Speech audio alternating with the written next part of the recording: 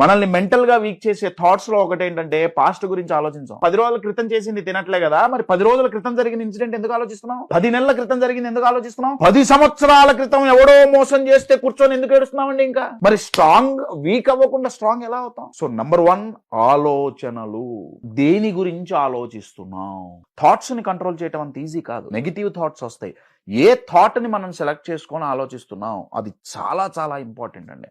అది ప్రాపర్ గా ఉంటే స్లోగా, ఇమోషనల్ గా, హెల్దీగా తయారవుతాం. ఒకటి ఫుడ్. నంబర్ 2, ఇందాక ఎక్సర్సైజ్ అనుకున్నాం కదా, ఇది స్ట్రాంగ్ గా ఉండటానికి జిమ్ కు పోతున్నారు, యోగాలు చేస్తున్నారు, డైటింగ్లు చేస్తున్నారు, ఇంకేవో టింగులు చేస్తున్నారు, అది వేరే విషయం. దీనికి ఎక్సర్సైజ్ ఏది? ఇది స్ట్రాంగ్ గా ఉండటం. ఫిజికల్ గా అయితే ఇమ్యూనిటీ కోసం వ్యాక్సిన్ వేయించుకుంటున్నారు. శారీరకంగా రోగం వస్తే తట్టుకోగలుగుతున్నాం. మానసికంగా కష్టం వస్తే తట్టుకోగలుగుతున్నామా?